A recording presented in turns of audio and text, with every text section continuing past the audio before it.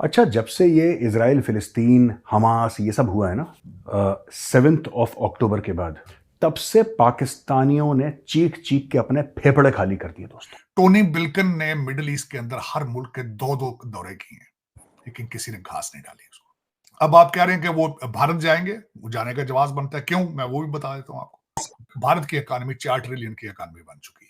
इनका caretaker prime minister, एक तो I don't understand this concept of caretaker prime minister. इनको लगता है अपने ही प्रधानमंत्रियों पर भरोसा नहीं है, क्योंकि उनको लगता है वैसे भी चोर हैं तो और चोरी करेंगे फिर चुनाव के पहले। मैं ये जानना चाहता हूं कि इस भिखारी मुल्क को इतना कॉन्फिडेंस कहां से? I genuinely want to know. इनकी जेबें फटी, इनके कपड़े फटे, लोन लेके ये खाते पीते हैं शाम को, इनकी कोई सुन भी नहीं रहा। यार, जब तुम्हारे पास एटम बम है, मैं एक बात पूछना चाहता हूं पाकिस्तानियों से, ये जो एटम बम है ये किस काम का है यार? ये तो समझाओ मुझे।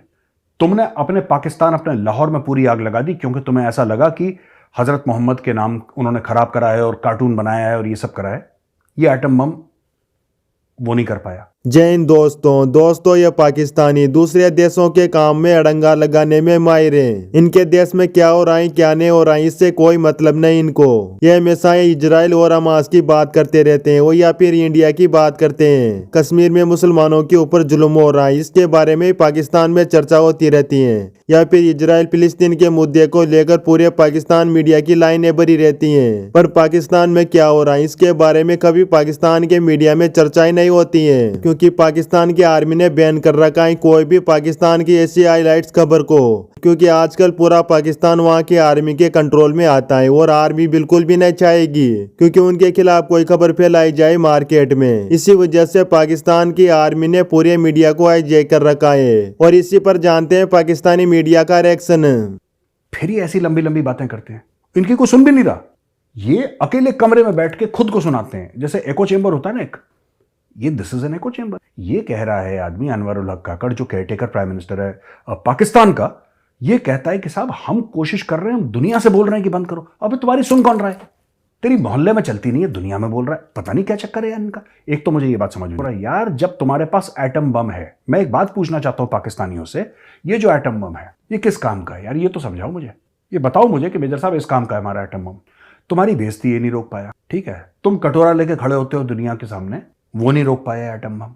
तुमने अपने पाकिस्तान, अपने लाहौर में पूरी आग लगा दी क्योंकि तुम्हें ऐसा लगा कि हजरत मोहम्मद के नाम उन्होंने खराब करा है और कार्टून बनाया है और ये सब करा है। ये एटम बम, ये जब एटम बम इस्लाम की इज्जत नहीं करवा पाता, ये एटम बम गरीब के पेट में खाना नहीं डाल पाता, ये एटम बम जब कुछ नहीं करवा पाता, तो तुम्हारे अंदर इतना गुरूर आया कहां से? ये खोखला गुरूर आया कहां से? अब देखिए, मैं आपको बताता हूं क्यों ये लाहौरी झूठ बोलते हैं। चाइना ने एक मीटिंग बुलाई, चाइना ने अरब कंट्रीज की मीटिंग बुलाई और उसके साथ बुलाया इंडोनेशिया को। तो उसमें सऊदी अरेबिया, इजिप्ट, जॉर्डन और पैलेस्टीन, इन चारों एरियाज के नुमाइंदों को बुलाया गया और इंडोनेशिया को। Indonesia is the largest Muslim country in the world.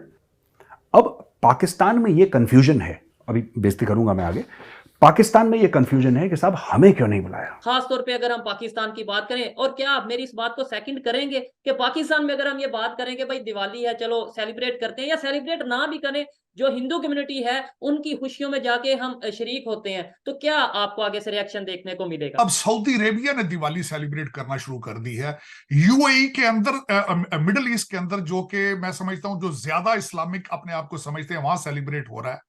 और दूसरा मेरा सबसे बड़ा क्वेश्चन ये है कि आपका मजहब या अकीदा इतना कमजोर है कि आप दिवाली सेलिब्रेट करने से आप इस्लाम से खारिज हो जाएंगे आप। लेकिन भारत की भी जिस तरह देखा जाए तो उनकी यहाँ ये मैं जरूर बताऊंगा, मोदी साहब इजराइल भी गए हैं और मोदी साहब पैलेस्टाइन भी गए हैं। उन्होंने और वाहिद थे भारत के प्राइम मिनिस्टर जो वहां पे गए थे। जो इंडिया और कनाडा का कंफ्लिक्ट चल रहा है, अभी लेटेस्ट जो डेवलपमेंट आई है उसके ऊपर फिर से इल्जाम लगाए गए हैं कनाडा की तरफ से।